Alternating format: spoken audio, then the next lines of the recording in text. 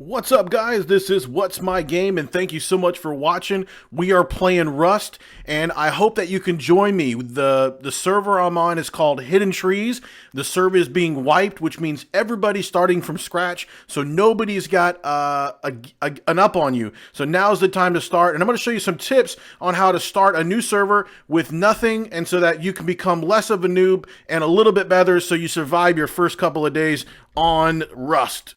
You'll actually be starting out right here on the beach, like I am now. You start with some items, and you can see you actually start out naked. So all these things that I have here, these actually aren't items that I own.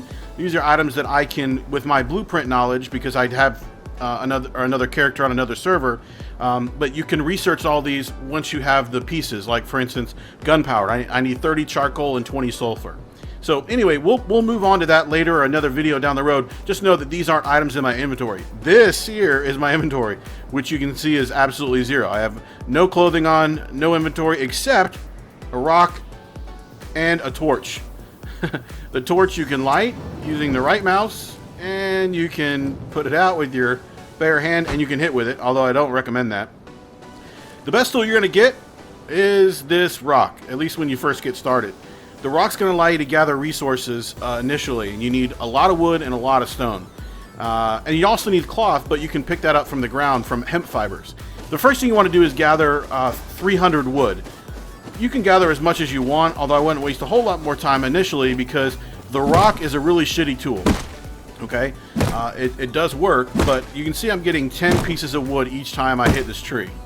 Why I have to straighten the rock out each time, I don't know, but basically go ahead and take this tree all the way until it is gone. Alright, that took a while, but it was well worth it, because now you see we have 500 wood. Make a hatchet, okay, which is the first thing I would recommend you to do. It's here under tools, and here it is, stone hatchet. The problem is I have the wood, but I don't have enough stone. I have 50, I need 100. So there's two ways to gather the stone, okay? You can look around for stones laying on the beach or in fields, they're anywhere, and you can pick them up, and that, see on the right hand side it says I have 50 metal fragments, and then this is more stone, perfect. So now we can actually go in and create ourselves a stone hatchet. So it tells you you're going to be using 200 wood and 100 stones. Go ahead and craft it. It's telling you it's going to take 30 seconds to do that. Okay? Here's a rock that you can actually break down. They're going to be all rounded. They're going to have kind of these brown veins in them. These are able to be broken down, whereas big rocks like that are not. They're usually a lot more shiny. So I'm going to roll right up to the rock, and I'm actually just going to crouch down. And you can see I'm getting 6 rock, 6 metal ore, 6 sulfur. Basically, you just want to bang on this thing for a while like a caveman, and you're getting resources from it. The most important resource we need right now is stones. Alright, the reason I went ahead and took it all the way down because I wanted a bunch more stone. The second thing you're going to want to build is a stone pickaxe. The next thing I want is a stone pickaxe. It takes more wood and more stones, which is why I grabbed it. And this is something that you're going to want to use to pick up and get stone. Obviously, it says a stone pickaxe. So this will be a lot more effective than this. And let's give you an example. So if you use the rock, you get 10 wood. If you use the hatchet, you get 20. And it swings much, much faster. Another tip in your travels, if you run into a rock that's able to be mined, I suggest mining it, at least really early. They're few and far between as compared to trees. So if you see a rock, again, they're going to be smooth, shiny, and they're going to have these brown veins in them. They kind of stick out. They don't look like these rocks, okay? They have a more smooth and shiny appearance. Go ahead and mine them. Besides rocks and wood, the next important thing that you need, and they're probably all just as important, but probably the third most important, I guess, if I had to put a number on it, would be cloth. You get that from hemp fibers. Cloth plus 20, which I just picked up here. Use cloth to obviously create other items, specifically such as clothing. So let's look for more cloth. And we're also going to be looking for, keep an eye out for mushrooms, because they're the first item that you could eat right off the bat. Mushrooms. And they're very important. The next thing you're going to want to do, now that you have a little bit of material, is you're going to want to go ahead and build a weapon. A weapon is going to be really important on the first day, because what's going to happen is that everyone's going to have bow and arrows, at least the ones that are smart. But that's the only weapon they'll have, at least if you're all starting at the exact same time. So what I would do is to go ahead and create a bow. Along with the bow, you're going to need some ammo. And these are items that you'll have available to you at the beginning of the game. I would say craft as many arrows as you can, up to 10 or 12. I have enough wood and stones for 6, so I'm going to go ahead and do that. And you can see the queue here. The bow's going to take 31 seconds, and each arrow is going to take 20. So it'll take some time. So let's wait for that. In the meantime, I don't have any more resources. So while those are cooking, I'm going to go ahead and start collecting more resources. You're going to be doing this a lot of the game, so you might as well just get used to it. But it's fun. You know, I kind of think of myself as a caveman or a pioneer, and use the most efficient tool for the job that you can afford. Just for the record, anybody wanting to know, these rocks that you're seeing here, these sharp angled rocks, and all this driftwood laying around, these can't be mined. So it's not that I'm skipping them. It's just that they're not resource giving, so to speak. I believe our bow is done, and our arrows are done. Perfect. Now the arrows you actually don't have to put in inventory. I'm not sure why I did that. So you can leave those up here in your inventory, as well as bullets and for guns. Those can all stay up here.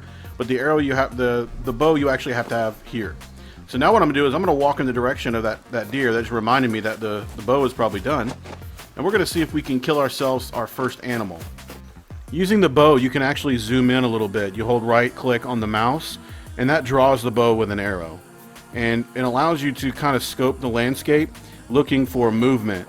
And that movement either means it's another player, which you can either avoid or go after, depending on your aggressiveness, or it means it's some sort of wildlife, a horse, a deer, a boar, something that you can kill to get food from. And especially early in the game, you're going to be needing food pretty soon, or else you'll die. So what I recommend is you're going to want to make a map. The map takes 5 paper. Okay, so go ahead and create 5 paper. And I'm going to tell you to create 6, and I'll tell you why in just a moment. But go ahead and create 6 pieces of paper.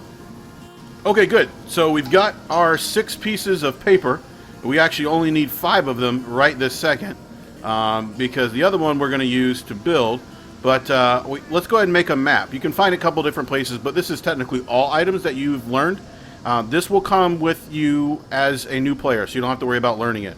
We're going to go ahead and craft a map, which will take 30 seconds. Okay?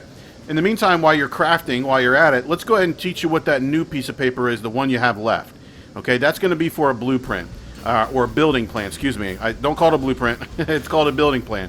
A building plan is what you're going to use to build your fort, your dwelling, or whatever. So we'll go ahead and craft one of those using that 6 piece of paper I mentioned that you should build. So we'll go ahead and wait on that. The map is done. That's what we need to use now. So let's go ahead and teach you how to use that. Okay, so now that we have a map built, we can actually focus on how it works. All right, so a map is an important part of the beginning part of the process. Okay, so what you do is you got to have your map in your active inventory down at the bottom of the screen.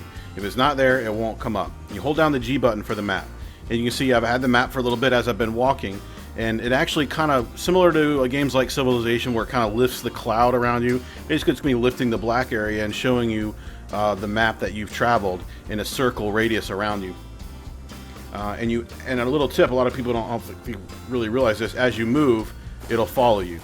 See, as I move, you can actually see the map will open up, and I can actually view myself walking with this method. Now, while you have the map open, you gotta, again, hold it down the whole time, hold down G, right click on your mouse.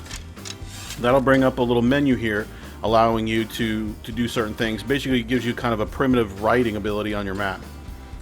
One thing I like to do, especially early in the game, before you get sleeping bags and a fort and cupboards and all these different things that you'll learn later on, is I use it to mark places of interest. Let's say you found something that you really like. Let's say it's an area with a bunch of stones, or it's your home. You can just mark the spot. Mark it with an X or mark it with an S. Write it out, whatever you want to do. When you're done with it, you can choose the X, which you just saw, and you can actually erase it.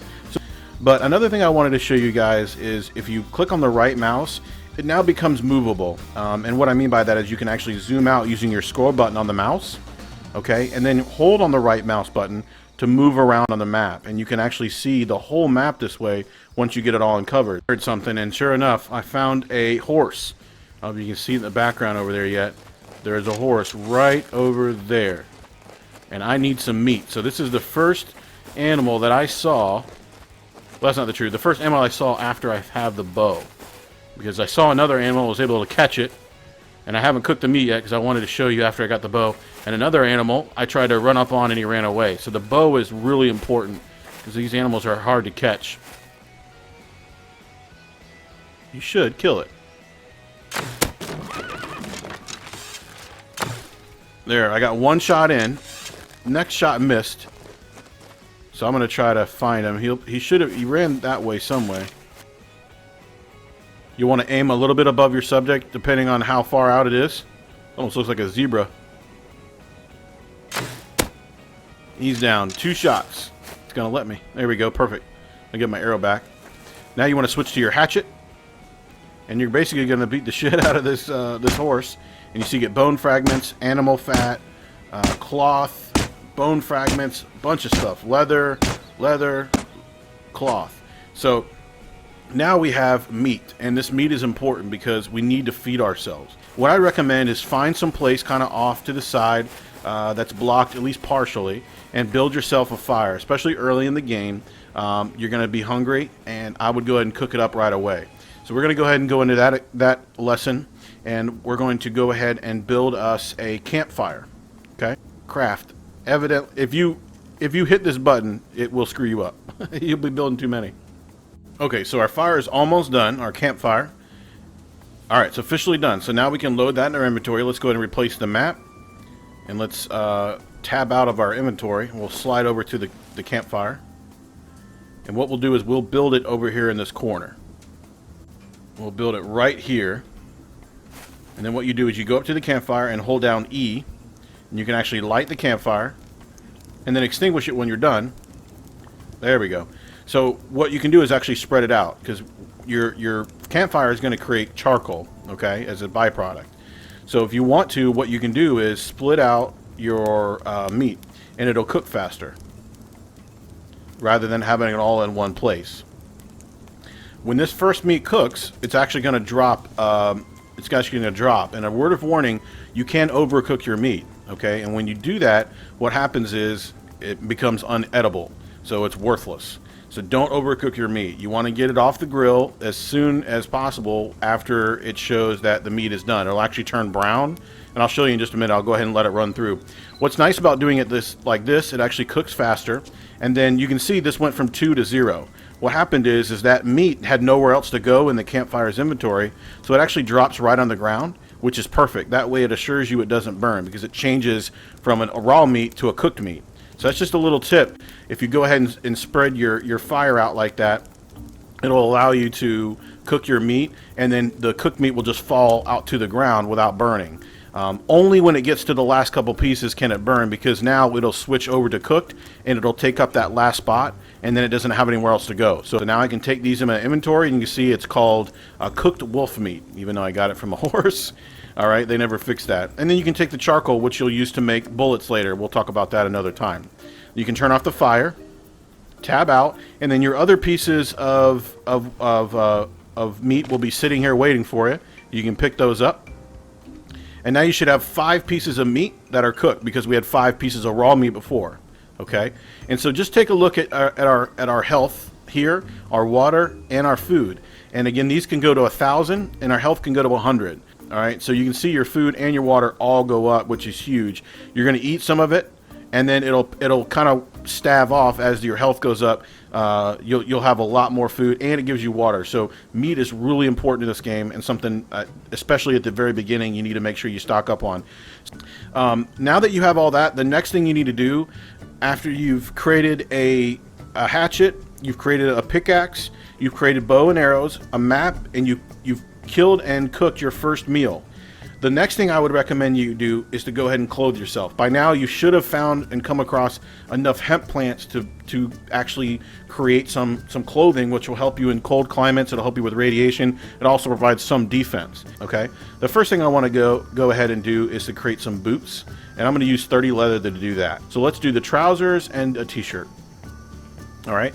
Now I'm out of cloth, and I'm almost have enough leather to make something else. So the next animal I kill, I'll definitely have enough. I don't have enough cloth for a hat, but that's okay. All right, so when these are done, I'm going to come right back and we'll put them on. So now our clothing is done, so let's go ahead and put it on. We'll put our boots on.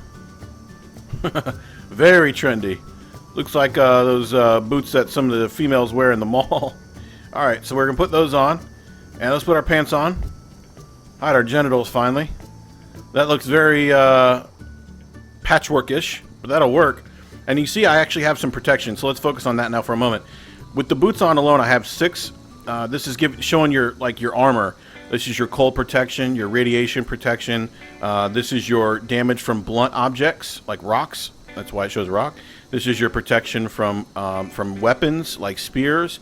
This is your protection from things like throwing items, like throwing a hatchet at you.